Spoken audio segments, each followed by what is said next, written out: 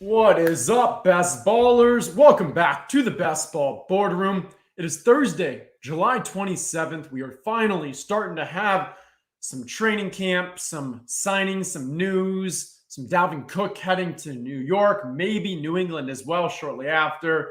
And it is a noon time viewing. This is a lunchtime meeting, and we were just too excited with everything going on and the amazing guest today. We can't wait till 2 p.m. like normal. We had to bump it up a couple hours. That is 100% the honest reason, not anything to do with last minute changes in my personal life. Dwayne McFarland from the Fantasy Life. How's it going? Man, it's going good. That's a hot intro. Like, look at you thinking on your feet. I just appreciate you having me on, man. Like getting to come draft some best ball middle of the summer. Training camps have started. We're talking about football and we're drafting fantasy teams. Like I feel just thankful. Thankful is the best word. Yeah, and football has been your life for a long time, fantasy football as well. But I feel like best ball is a little more on the newer side for you. I know we chatted a little about it when we were in Canton last year, but this year you really seem, and fantasy life in general, going head first into all the best ball stuff. What's that been like? Yeah, for sure. I got a little more into it, last year, but honestly, like I did some best ball in like May and June, but then I basically pivoted over, right? All to season long. But like as I was managing all my season long teams last year, I was sitting there thinking, I was like, there is a format where you do not have to grind on like 50 teams every Wednesday night. You could free up some time, maybe add some years to your marriage, probably make the family life a little bit happier. And so there's multiple reasons. Obviously, best ball is like just huge anyway, and people want it. People are starving for the content. So I'm just a believer, like if I'm going to put out content about it, like I need to be in, right? I need to really be thinking about strategies. I can't just be making content to make it. So that's one part. But I will say the other two parts, one, the big prizes, we want to win them, but being able to not worry about that every Wednesday night or as many, I'm still going to do redraft. Like there's no, that's like where I was born, right? That's the world I came up in. And that's honestly where I'm still the most successful. Like I'm trying to become more successful this year at best ball. Now the cool thing is there's so many awesome people like you to listen to in the industry. And I will say this, every time a new form of fantasy football enters the space, I feel like we edify one another in a way where we can take these learnings from each type of fantasy football that we're playing and you can apply it right to the others. And so like early on, I just had redraft, then Dynasty kind of became a thing. And we became way better at like really understanding talent profiles, right? Things like that. Then DFS came along and we got way better at matchups and using Vegas information, all things that are table stakes now, right? But those were big learnings at the time. And it's always coming from sharp people entering the market, figuring out like how to beat these games. And now best ball, right? It's really taken roster construction like to a whole new level. And there are nuances that are different about it than redraft, but like just the way I think it's elevated everybody's game and how they think about building out their teams. I just love it, man. Like I love how it all comes together. And then you got weekly winners where I everything know. we thought Oh we my God. just learned about best ball gets completely thrown out the window, and it's more like DFS, like that. It just keeps getting crazy. I mean, I think what's really telling, or kind of a, I don't know, good way to kind of convey the difference is when Evan Silva creates his top 150. He's been creating this top 150 for, I don't know, probably longer than I've been alive. It's very different than the way that we're doing these best ball rankings. And like when he tries to explain like why he had Alexander Madison at like, in the 150, at like 120, because in redraft, the Adam Thielen, who's got an ADP of 137 and underdog, like probably shouldn't be drafted in redraft, because when are you actually going to plug in that level of wide receiver? But someone like Alexander Madison actually is more valuable to you because he might be the starter. Maybe he can actually, or sorry, not Ty Chandler. I was saying Madison, Matt Chandler. I was figuring where you were going. Yeah. And so Ty Chandler being there, because Alexander Madison might get hurt, Ty Chandler may actually win the job. You can't be drafting Ty Chandler ahead of Adam Thielen in best ball, but for redraft, it makes sense why you'd be prioritizing someone like him over a dusty wide receiver vet that's never going to crack your starting lineup. That was the biggest hole in my game last year. Honestly, what you just said, I went back and analyzed all my best ball teams. I had a few do pretty well. Some of it, there's injuries and things that happen with certain players that I was really in on, but the biggest thing was taking too many of the big swings on unknowns and rookies at the end of drafts, right? Because I was still in that redraft mode. Like last night, I did a redraft over on the NFFC, and I had to make the opposite shift, right? From best ball. And Ian Harditz and we were doing it, and he took Van Jefferson. I'm like, or no, he took Donovan Peoples-Jones. I'm like, man, I'm never drafting Donovan Peoples-Jones in redraft. Like, give me Jaden Reed. Give me the guy that can pop off, right, and force his way into my lineup. In best ball, DPJ is going to give you 2 or 3 weeks probably, and you don't have to know when they're going to be. He's probably going to be on the field. So yeah, it is interesting, like the little pivots you have to make in your mind. Honestly, I haven't done a lot of redraft yet this year, so it was the opposite struggle of what I had getting into best ball last year. I had to actually kind of my brain is so wired right now for best ball. I had to kind of be like, okay, wait, what am I doing here? And what's funny is I noticed a lot of drafters around me when I was looking at their teams, I was like, this looks like they're still drafting like it's a best ball team. So maybe that's a new edge in redraft. So many people playing best ball. It's like early on, you see everybody draft all the rookies because they're going the other way. They're in dynasty mode. All right, we got Tyreek Hill or Travis Kelce. Any reason not to go Tyreek in the 5 spot? No.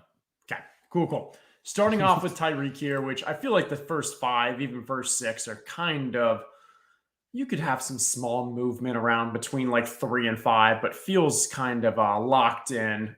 Diggs going 6 right there. A bit of a unique one. We'll see how that plays out. Probably hoping Josh Allen follows there. See some familiar names as well in this draft. Anyone in chat? Let's see. Good afternoon. Let's give some shout outs. Who is here? Who's hanging with us? Couple badges in here as well. But yeah, to your point with what you're talking about around like the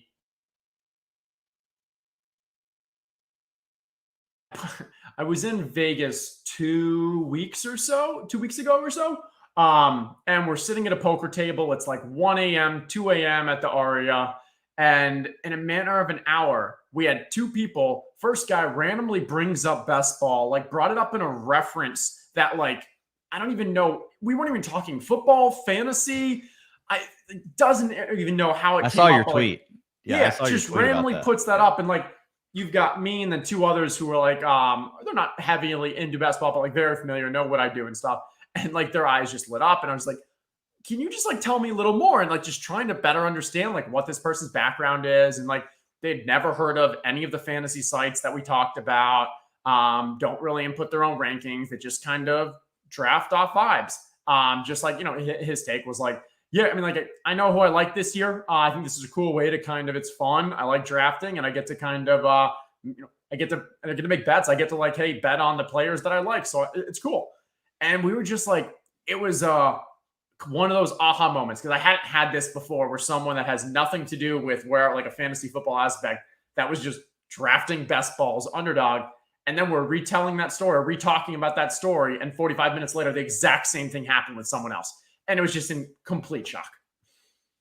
Yeah. And it's like, what percentage of people do we think are still really that way though?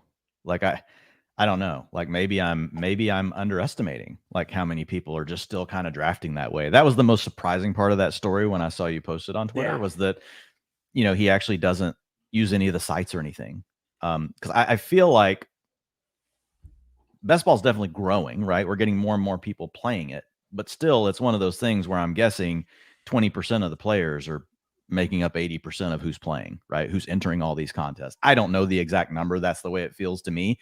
And when you get an audience like where things are so focused like that, I would just feel like that other small percentage, right? It's kind of rare to find people that aren't really doing the research and using, not that he's not doing the research, right? I shouldn't say it that way, but not using, content to help guide them and thinking about all those strategies. So I thought that was interesting. All right, we are back on. Started with Tyreek. This is where we get into that running back area. I probably have Barkley ahead of JT here, but I'd be okay with either. We did have Colts owner Jim Irsay yesterday tweeting out about anti-RBs. Any thoughts here? Yeah, I'm fine with Barkley. That does feel like something could get hairy. I'm a JT though. You got to hold out right now, man. You got to do it now if you're a running back because you will never be more valuable to the Colts than you are today. They at least have early round capital tied up in you just a few years ago.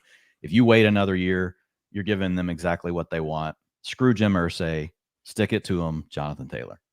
All right. Now, what about J.K. Dobbins?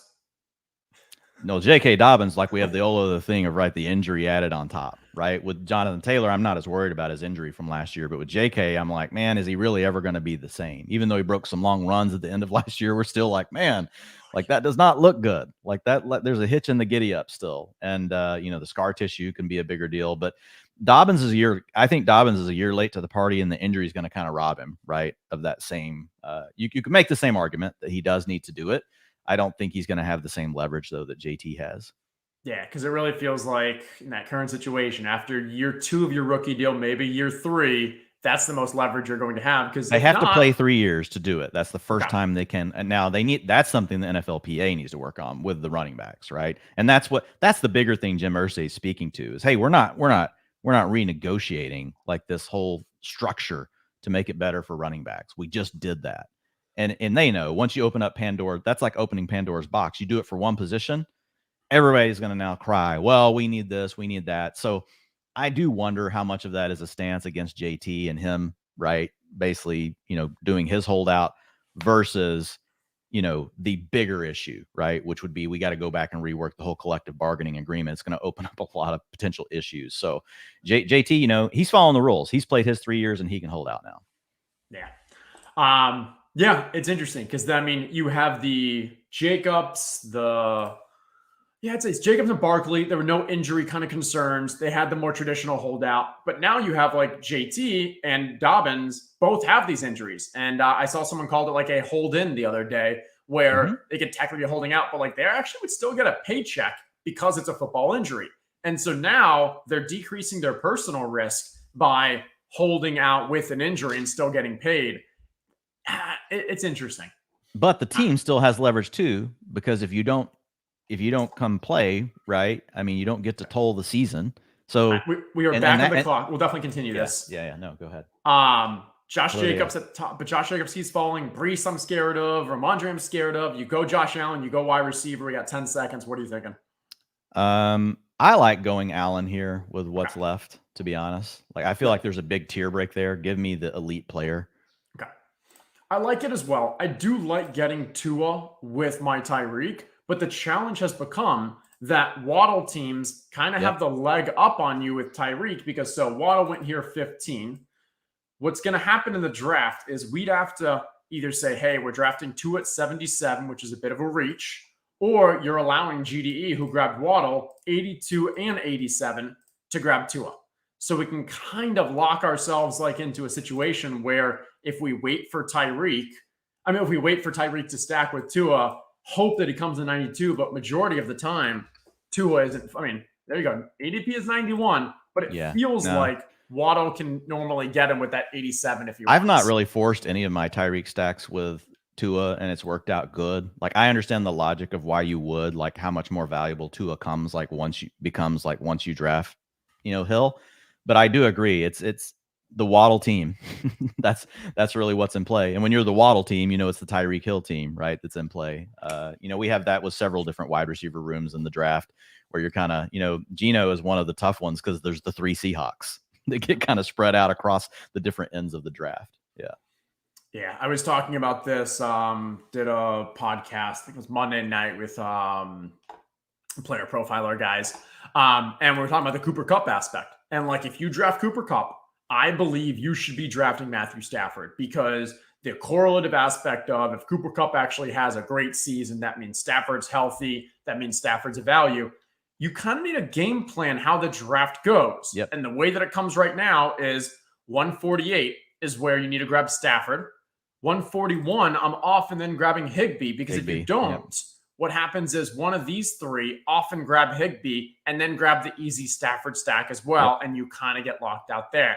So there are these, and whether they existed in the past and we just weren't as kind of in tune on it, or whether it's more of just players are falling more into ADP as more teams are stacking. But there are certain teams, certain QBs that you kind of need to think, hey, once I have that first part of the stack, what am I doing with the rest of my draft? I do the same thing with Jerry Jeudy quite often when it's, especially if I've got him down, on like that, on the, 1-2 turned in. So coming back, especially if I don't have a tight end, I'll grab Dulcich and then coming back around, grab Russ. to go with Judy, and Dulcich. So it's like there's several spots in the draft like that. We got 15 seconds. Oh, Lots of sorry, my wide bad. receivers up here. Hopkins, Williams, Kirk, Terry. Could also go with the running back. What do you think? I like Williams. I like buying into the Chargers offense. He's not the greatest talent profile. Like he really profiles more like a wide receiver 4 talent. But when you get to play on a team that might throw the ball more than any other team in the league, and you've got a really good quarterback, we know he's going to have his weeks. We know he's definitely going to give us a lot of usable weeks. When you draft someone like Josh Allen here, how do you weight your selections with, well, we're obviously not going to be taking Justin Herbert here to stack with Mike Williams. Yeah. But if we went Hopkins, maybe we would have gone Allen and Tannehill as a nice combination. Like, is that part of the process?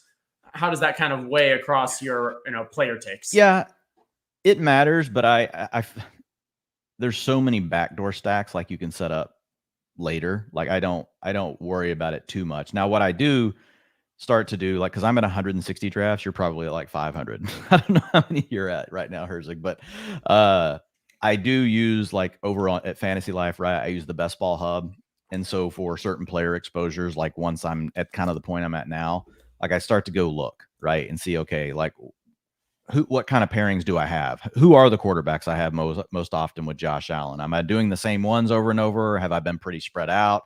And then I just kind of try to start thinking through that. But yeah, like if you get DeAndre Hopkins, the nice thing is Tannehill's super cheap. And when you take a quarterback early like Allen, you don't want to spend another early pick on quarterback. And it's nice to know that you could be setting up a backdoor stack with a wide receiver who could actually go off, right? Like DeAndre Hopkins. So I do like the thought process from you. And then if you wanted, you can grab Traylon Burks at the 77, give yourself that double stack as well. We're about to hit back in the clock. Yep. Okay. We are back on the clock now. Kenneth Walker falling. I'm a big Kenneth Walker fan. We also have some wide receivers in Marquise Brown, Deontay. Anything you see jumping out at you? No, if you like Walker, go. I don't draft a lot of Walker. Okay. But it's just mainly because of Charbonnet. I feel like we really don't have a good handle on how that backfield could shake out. But like, if you like him, get him. Okay. You don't get to get him very often.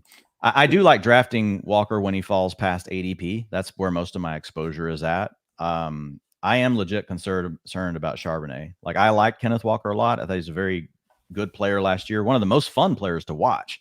Like, very explosive, great lateral agility, can hit the big home run plays. But they spelled him a lot on the passing downs. There are some concerns about him inside the 5-yard line because he just put his foot in the ground and go. And those are kind of the things Charbonnet does well. Like, Charbonnet's not as explosive, but he can come out and he can give you pass blocking. He can play, he can give you the 2-minute offense. He can still carries inside the 5. Like, so I just wouldn't be surprised if we get to week 4 and this is like a 50-50 split, right? And technically it'll be like a 3-way split with someone else in it. But basically, I would not be surprised if, Kenneth Walker and Charbonnet were like together. Now, the upside of Kenneth Walker is if Charbonnet bombs, we know he's a really good player. So like, you still want to have your bets on him. I just struggle to click him like in that range. And I think he's fair in that range. There's a lot of players we have a lot of questions about in that range. None of the people you're taking in round 5 are perfect. Right? They all have a question or two. That's why they go in round 5 and not in round 1. Yeah, and I think that's where, if you are looking at the running backs, I do think he has a similar risk profile to the Madison, the Aaron Jones, the other ones around him. But agree with you, his upside is still substantial. And if he becomes an only between the 20s back, yeah, obviously that's substantially, concerning. And he's not. And the thing is, he's not dead in that scenario because he hits so many big plays. Right. So even then, he can still be alive for you. You're probably not going to be elated with your 5th round pick, but he has outs. He's still going to give you outs. Yeah. All right. And so we got what? Dom Adams here in the 4 slot, just grabbed his first QB, Justin Fields. We got Andrew here in the 1 slot. Jeff down there in the 10 GDE, Jeremy in pick 9, the icon. But worth giving a little peek at this draft because the 4 guys before us all have their QBs. Worth at least noting as we go through the rest of the draft. Sir Bag Chaser, a Red Badger, went Mahomes and Jalen Hurts to start the draft. Bold is definitely what I would call that. I've seen that kind of thing a couple of times now here recently. I don't know where it's coming from, if it's like a new thought that is emerging, but I've seen it a few times the last week, which is kind of it's interesting. It's a lot of draft cap. Yeah. Tied up there. I don't like it. I'd much rather go Kelsey and Mark Andrews than Mahomes and Hurts. Yeah, because at least you can still use both, right? One of them can end up flexing for you. Exactly. And then you come playoff times, you can actually get some substantial uniqueness where it's helping you on a win-win example. Sure, this combination can be unique, but in 1 week, it doesn't matter. So with one of these two picks, you're probably thinking Gabe. Let's see. So he just went. Gabe Davis just went to Pickens. That's yeah. Usually I would grab Gabe here because I don't think there's that much of a difference in the wide receivers from here. I agree. And 77. Yeah. Sometimes I'll let him fall back, but I'm with you. Like if I don't have Diggs, yeah. All right. So what are you wanting? What are you thinking here? I think we need some wide receivers. I've got Mike Evans up here right now. I'm also I'm fine. I don't know. We'll take Mike Evans here, but unless you felt strongly. No, I'm good. Okay. Yeah, I like this. It's a tier, right? Where again, I can tell you an upside story for every one of the players in this on your screen right now, and I can tell you a downside for every one of the players. Evans, obviously we're worried about Baker, but and he's getting a little bit older, but we know he can come through with the big weeks. I mean, we don't have to look any further than, the end of last year. It took forever to get there, but he finally did get there. So I'm going to say, I think Toddlers is a little salty. We took Josh Allen at 29, unstacked. He wanted Josh Allen for his Diggs. He reached on Diggs a couple picks early to increase his chance of getting Josh Allen. And he was like, you know what? If you're going to do that, I'm going to give you a middle finger. And I'm going to take Gabe Davis here at 67.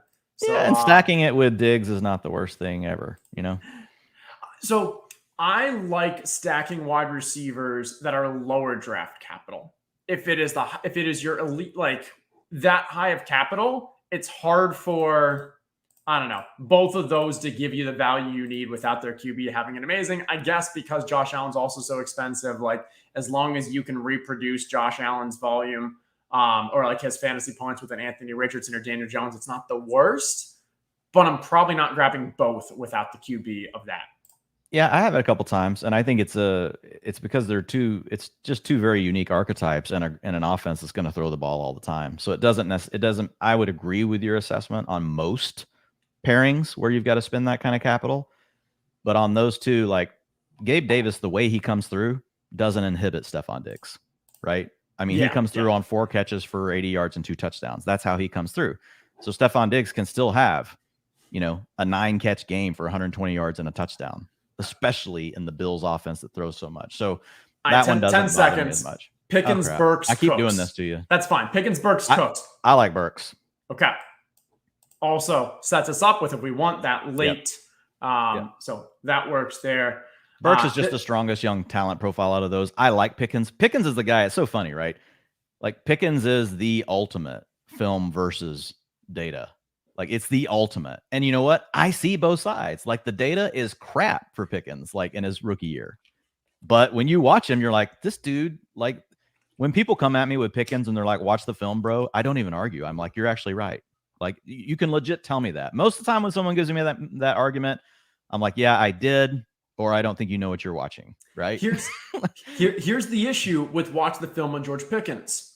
You need to make sure that you rewind that film and you need to start with who's throwing him the ball.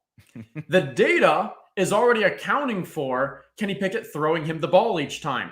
And this isn't an argument to say Kenny Pickett's like bad or anything. It's just Kenny Pickett and the way that he plays the game does not align well with George Pickens in the downfield kind of role. And I think that's where the biggest kind of, for me, concern comes with George Pickens is that while he might be a very great talent, hey, we saw it in college. Yes, dropped in the draft because of some, injury concerns. But now, just does he align that well with Kenny Pickett from like a play? Like Deontay, Pat Freiermuth, like some of these guys make a lot more sense and they work better with him. That's where my concern comes in. But at this spot in the draft, I don't hate it, but yeah. Yeah, he's priced right, I think. My biggest challenge with him, and I don't know that it's necessarily Kenny Pickett.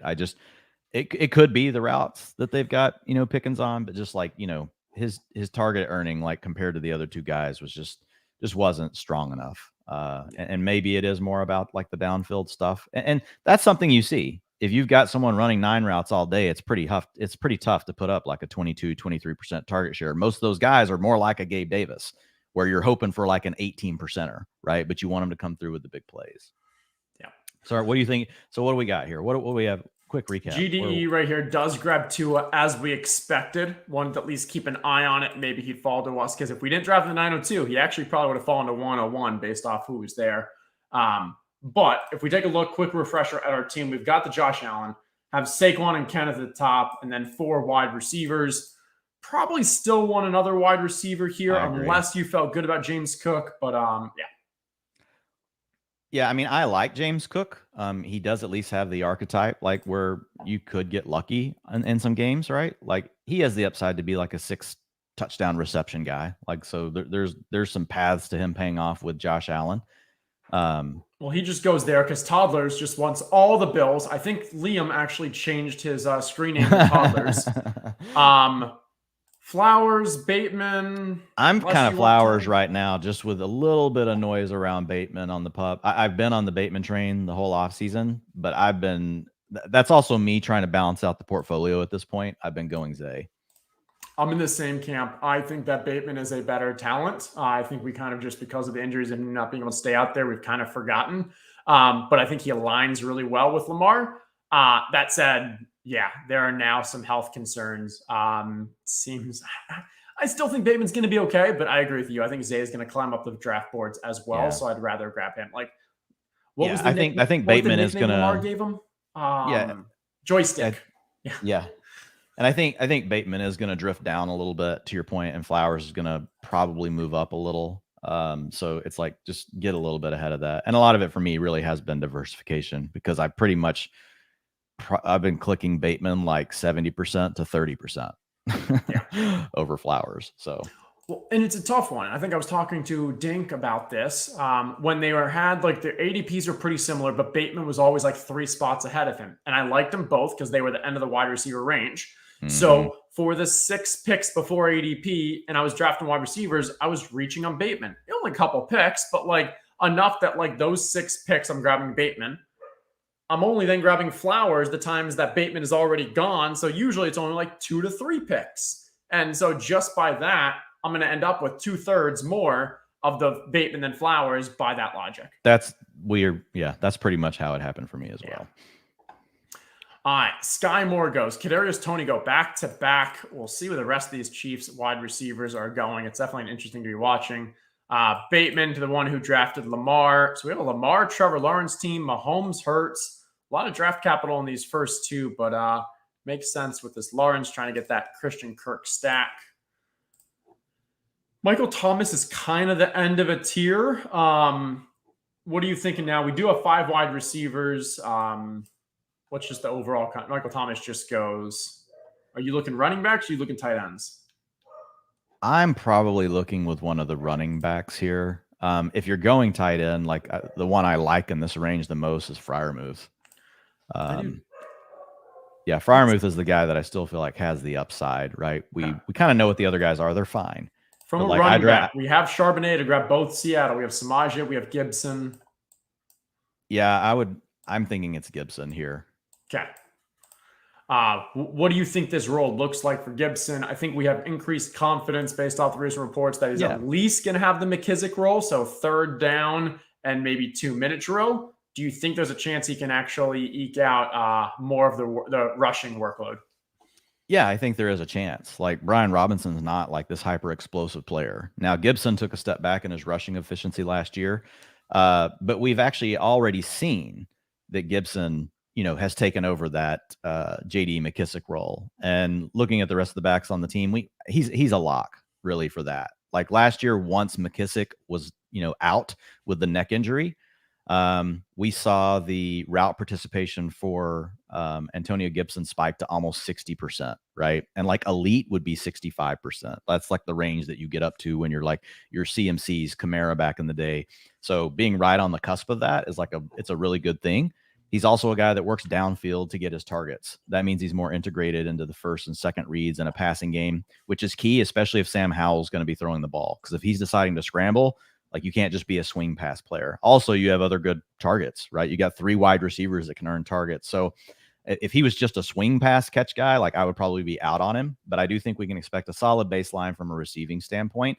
And I think there are enough questions about Brian Robinson just kind of being a ho-hum back. Like, it wouldn't surprise me if we suddenly look up at week 6 and like, oh, Washington just made the switch.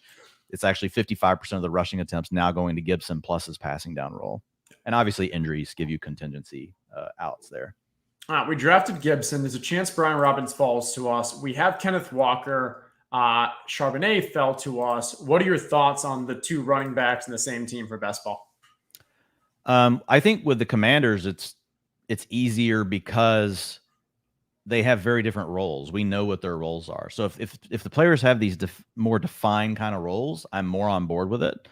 When there's going to be potential more overlap between them, I don't get as excited. Now, what I will say about Charbonnet is, like, there is a potential that, he could basically be playing like the Antonio Gibson role for, the Seahawks. So I think he's fine. I like the Seahawks offense better, right? I just feel like there's far more upside with how things could break for Seattle. I expect Washington's offense to actually regress this season.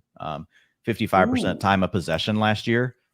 Like, that's not happening again. They were one of the most run heavy teams in the league, and we've got major quarterback questions. Now, Brissett is kind of the break glass in case of emergency. That's a fail safe.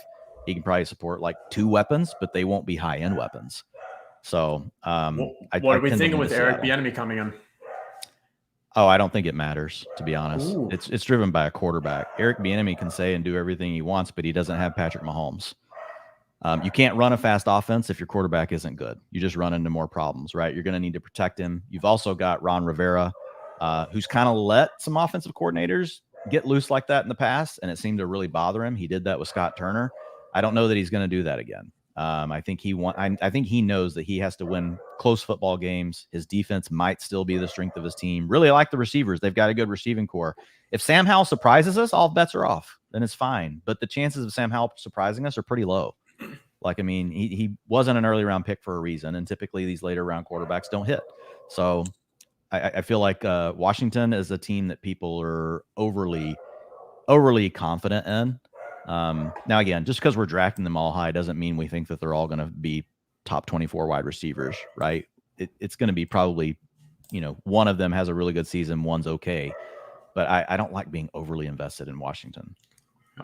All right, Samaje Perine falls to us about a round past value, fits in from a bye week angle. Yeah, I like him. All right, I think Samaje's still under, even with all the good news we have on Javonte. I think that Samaje's still underpriced. He's going to have a role no matter what. Like, the way Sean Payton wants to run his offense, like, he's probably going to play the Pierre Thomas kind of role. I would expect him to be heavily involved in the passing game, catch a lot of screen passes. There's going to be a lot of easy things Sean Payton's going to try to integrate into the offense to help Russ get back on track. So I like Perine. And we can still see early on, Herzig, like, we could totally see 60% of the carries going to Perine for like the first 3 or 4 weeks, right? That's still in the, just because Javonte is ahead of schedule doesn't mean they're going to, rush him into a huge workload early in the season. Yeah, I am definitely overweight on Samaje Perine. I mean, we were considering Perine here in this 101 spot. Love taking him there. I agree. I think he has it just, he's probably the better pass blocker, or at least he's had more time in the league to kind of show it. Yes, Javonte had that huge game where it was either 9 targets or 9 receptions or something, but like Samaje also has looked pretty good as a pass catcher, definitely dependable, which we know is important to someone like Peyton. I think he has a clear-cut defined role with an opportunity for even more if Javonte tweaks, is a little slower to recover, all of that. Dom down here, not too happy that his Darren Waller, Daniel Jones stack got sniped from him. With toddlers, toddlers is just popping off, man. But I mean, to give toddlers some credit, I like what he's doing. He ends up going. He goes heavy on that Buffalo team, even without Josh Allen. So now he just needs to hope that he can find some QBs that can match that production. Anthony Richardson and Daniel Jones are decent bets for that. So what are you thinking here, Herzig? I was looking at Nico. He went. Okay. Probably one of these wide receivers. Trying to think through like what makes sense from like I'm probably just going to rule out Zay because I want to get a potential stack partner, but Jacoby, Rondale, and Dobbs, I'm happy with any of them. Yeah, I like Jacoby out of the group. 5 seconds. Yeah, I like Jacoby out of that group. Rondell's Okay. probably second. I don't think Romeo Doubs is very good. Okay. He's at least priced wrong, in my opinion. Like, he's priced like 3 rounds high. I think Jaden Reed has a really good chance just to not be the slot guy, but just actually take his job. And I think Christian Watson's pretty much locked into his role. I don't know the love for Doubs. Like, I don't get it. Like, he didn't have a great target earning ability. He wasn't great after the catch. He was a possession receiver at best and an offense that we're not super confident about. It's just not a profile that I'm clicking on. We DTR had been pretty down on him and higher on Jaden Reed to going into the season or shortly after the draft. Reports have been pretty positive about Dobbs, though, that he is going to play in the in 2 wide receiver sets. How long that lasts, I'm not sure. I do agree with you. The gap between the two, between Dobbs and Jaden Reed, is way larger than it should be. Honestly, probably it's about a round or 2 on each of them. Should be closer to the middle in my mind. I think the gap between their talent profiles is also way larger, and it's flipped. I think Jaden Reed is a way better player than Romeo Doubs. I feel like by the end of the year, that works itself out. Yeah. And here's my problem with Doubs. Like, what am I getting if I'm right? I don't see the ceiling in his profile. Like, his profile does not map to players that turn into future, oh my God, I'm so glad I got this guy on my team, right? You're basically, honestly, you're taking something I think you can get 3 or 4 rounds later where you're hoping, man, I hope I get a couple of weeks out of him, right? That's really what Doubs is, in my opinion. He has to become like the number 1 target earner in that offense, right? Because like he doesn't have the big playability or the efficiency that we're expecting, obviously, out of Watson. And so like it's a bet that Watson doesn't take that next step up in earning targets, and Dobbs is just the dependable. I don't know. Who's the player comp to Dobbs if you're being generous? That's a good question. I actually have it. I'm going to go look while we're sitting here. Yep, go for it. I have some comps for him. Let me pull up my... As you're looking through that, we'll do a quick refresh of the team. We still have that Josh Allen at the top by himself. Barkley, Kenneth Walker, Antonio Gibson, Samaje Perine. Pretty strong backfield. Probably add 1 more running back onto this group. Wide receivers, Tyreek Hill, Mike Williams, Mike Evans, Treylon Burks, Zay Flowers, Jacoby Myers. A little light, but we're going to keep investing in that. And 0 tight end strategy, not too unfamiliar for me. Toddler's here, back on the clock, has the opportunity to snipe, and he does it. I knew it. He does it. He takes Dalton Kincaid, obviously grabs the Bills. At some point, it's too many Bills. Would have been nice for Kincaid to fall there. Now Zay Jones falls to us, even better value. You take your Dalton Kincaid. We're going to take our value in Zay Jones. Yeah. So what are your thoughts on that many players from an offense, especially when you don't have the quarterback? I mean, I get it for someone who the QB is going so high, because if all those players have a great year, it's not like the Josh Allen owner is surpassing his ADP value by so much, because he's already expected that Josh Allen's going to have a great year.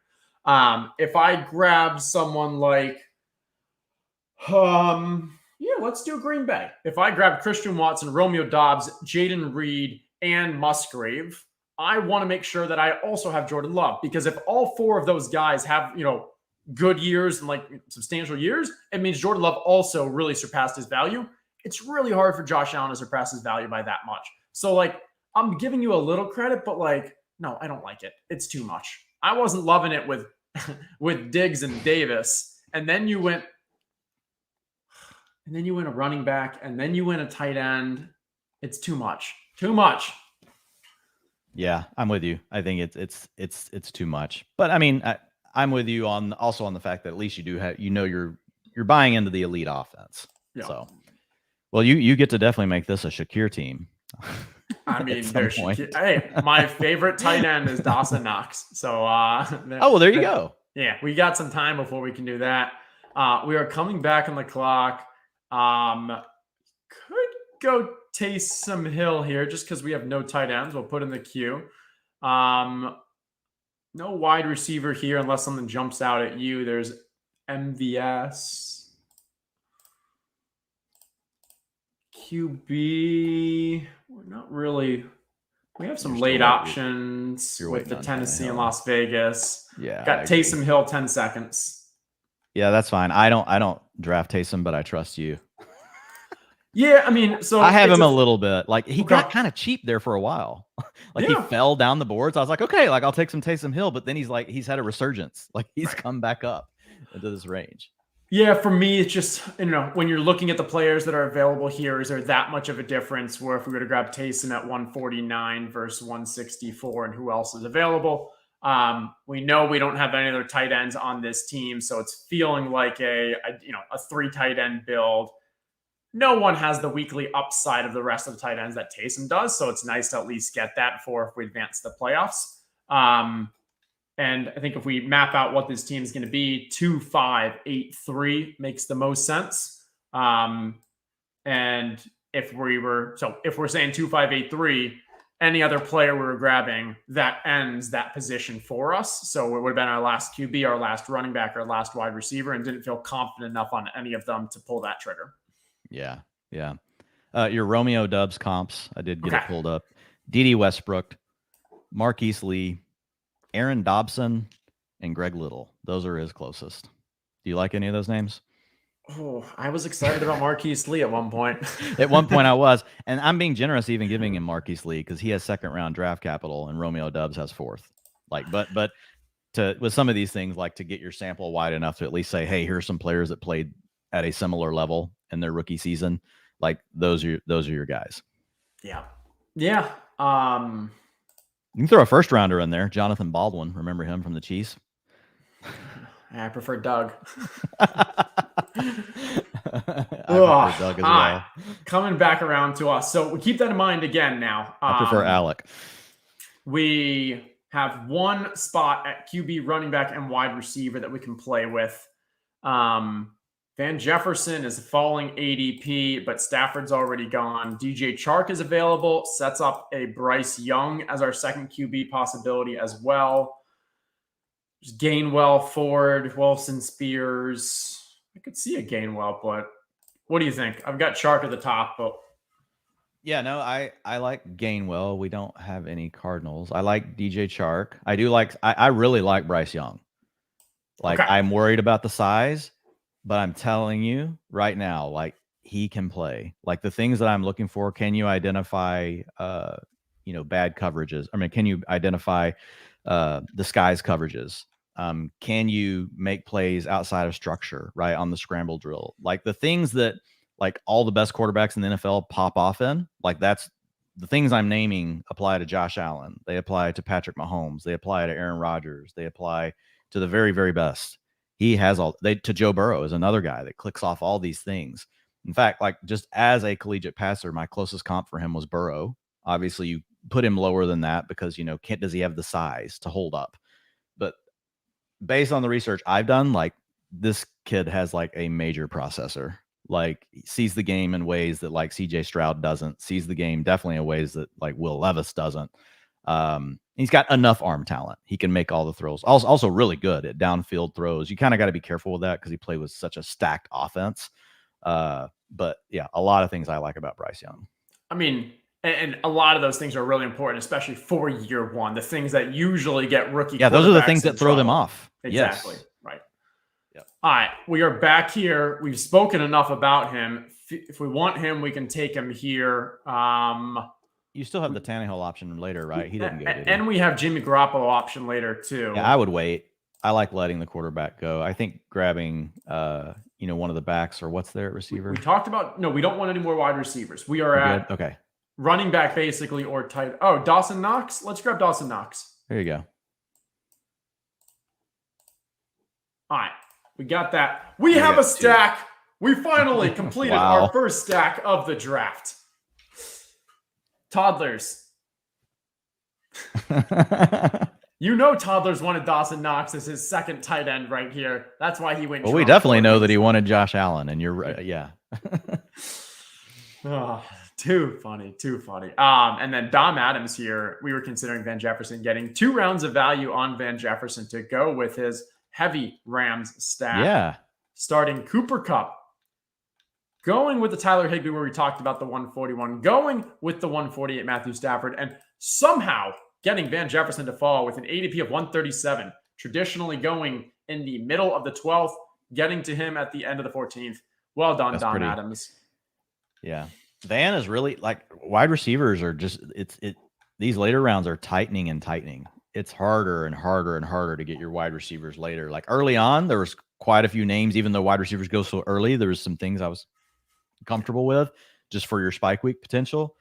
But like Van Jefferson, like is one name that's like climbed a ton, you know, and then like the upside guys like Nico that used to be 12th and 13th round picks are now 10th round picks, right? You might get lucky and get them in the 11th. And then Sky Moore, you know, he's climbed 3 or 4 rounds. So wide receiver just keeps tightening even more the further we get away from the beginning of Best Ball Mania 4. Gosh, I had so much Nico early on, especially in the other contests, because he was the wide receiver that when I'm moving back to wide receiver after that running back and tight end area, it was like Nico's who I'm going after. And he's risen too much. Now it's like Zay Jones. It's the ones that we were actually looking at. It's the Zay Jones, Jacoby, maybe Juju and such, Rondale. Okay. Yeah, and Dom Adams also has Cam Akers. You might have all of the Rams drafted thus far. Okay, coming back around to us. Toddlers has Kyler, Daniel Jones, Anthony Richardson. Does he want to go Bryce Young just for the stat night as well? Nope. I do not see any reason why we shouldn't be going Bryce Young here. Worked out well. Also sets up if we want to grab Hayden Hurst at the as our third tight end afterwards. Yeah, we need a third tight end. Yep. We might need 8 tight ends, Justin. I mean, we only have one tight end right now. One we have is a weapon. I mean, hey, the Saints cannot bring in enough people to really compete against Taysom Hill in practice. It's too difficult. Like, how many running backs can you bring in? You sign a rookie. How many tight ends can you bring in? You bring in Foster Moreau. You sign Jimmy Graham. How many QBs can you bring in to compete against him? You can bring the whole world against him. Taysom Hill is still winning all of those jobs. Oh, that Taysom Hill contract still is something else to me. I mean, Sean Payton completely fell in love with that man. I mean, I think he was hanging out with Zeke and he was like, yo, Zeke, tell me, how did you do it? Like, you got pictures, you got video, you got text messages. Like, what do you have? What can I get on my ownership as well? Because they both figured it out. They did. Okay, 2 picks remaining in this draft. That is going to be a tight end and a running back. Hayden Hurst fits from what we're looking at, from a stack, from a need. Can't really, and we don't have Toddlers who's going to snipe them from us, so we're okay there. Probably makes sense to grab a Hayden, unless like you're a Ty Chandler lover and you're like, hey, the drop off is too. That's actually. I'm not a Ty Chandler lover. I don't even know that we know he's the backup. Okay, he was splitting snaps as the second with. I'm not going to try. Yeah, it's just too early for that though. In camp, how do we pronounce the other? How do we pronounce Kine Nwang? Kine Nwangwu. I have a rule that I don't ever say his name. Okay, well you just did. You literally just broke your rule. Nwangwu. Yeah, I did it for you. I did it for you. I appreciate it. I think you did it pretty well. Nwangwu. All right, I'm gonna go with that. Is it Kine though? Yeah, Kine Nwangwu. Okay, I'm good with that. Yeah, they were splitting second snaps behind Madison yesterday. I think Chandler wins it. Kine Nwangwu. Here we go. Nwangwu. Thank you, Matt Murphy. Matt's the man. Okay.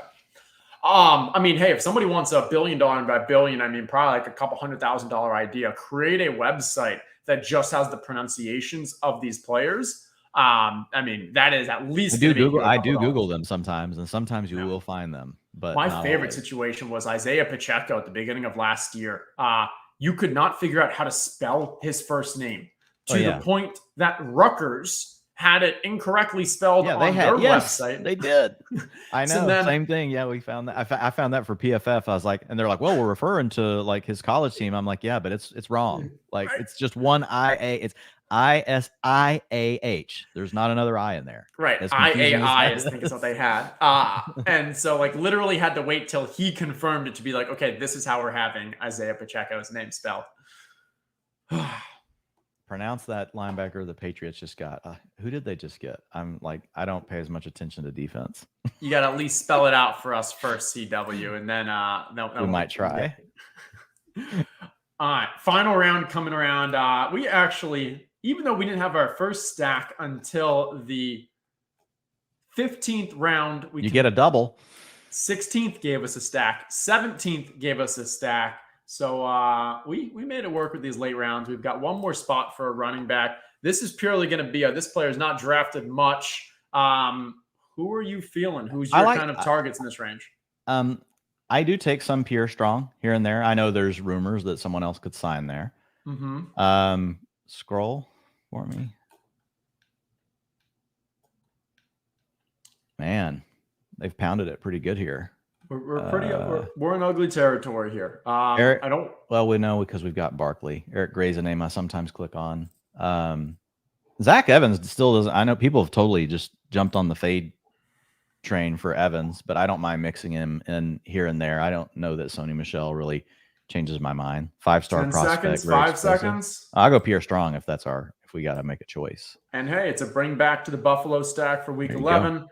I mean, the Patriots are basically seeing how Pierre Strong and Kevin Harris do in training camp. They're doing their due diligence on the other backs, but I think if these guys can step up and do their thing, they're fine. They're going to have the job, right? If not, we're going to know. That's why they took a look at Fournette, right? They're going to go out and sign one of these. So we'll know what it looks like. But Pierre Strong is just a guy, comes from a small school. We know with Belichick, it takes more than a year for running backs. That's just the way he is. He's very hard on him. You got to be able to do all these different things, but he can catch the football, and he also has explosive playmaking upside. So two things that we like for a running back. And so, yeah, I like taking him. There it is. And we know that Dalvin Cook is visiting the Jets today. A tweet was then sent out saying that Dalvin is still interested in the Patriots and maybe doing a visit afterwards. That to me sounds like it's his agent just trying to put a little pressure to increase the offer from the Jets. But I don't want to say it's a done deal, but with what Rodgers did, it sounds like Rodgers probably knows that, like, hey, that move was made because they can get Dalvin in. I'd be shocked if I would be very, very surprised if Dalvin is not a Jet after everything that's happened over the past 24 What are you doing with Brees? So I was in the Discord earlier today, kind of chatting it up. My thought is, first off, where I think they go. I think that Brees falls to about the Joe Mixon range, in between Mixon and Kenneth Walker. When he falls there, I am still buying. Me too. And then I think Dalvin ends up around the David Montgomery area, maybe around like that 78 to 80. And I'm not. And I think that gets pushed up on name value. I think the challenge with Dalvin in this situation is his upside is substantially capped because I believe Brees is fairly healthy. I think they bring him along slowly, but he has a core role and he's their more favored guy. So that actually is going to decrease the chance of him getting re-injured, which is really the opportunity for Dalvin to have the backfield to himself. So I think this is just going to be a cap on Dalvin. And even if Brees was to get re-injured, no, I think Dalvin then has substantial upside. But I don't think he's then the full workhorse. They still have Izzy. They still have Michael Carter. They still have, Knight? Zonovan Knight? Yeah, there's still a lot to do. Bam.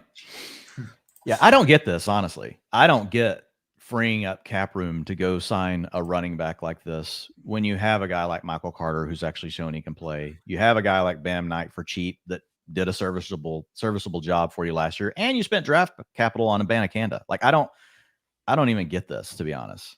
I don't understand the move, but it does. I agree with you that it's probably likely, just reading the tea leaves, given what Saleh was saying in his press conferences before the renegotiation, which was, yeah, we're still interested, but it's a money thing. It's a contract negotiation thing. So just kind of putting it all together, I'm with you. I would be surprised if he's not a Jet when he leaves today.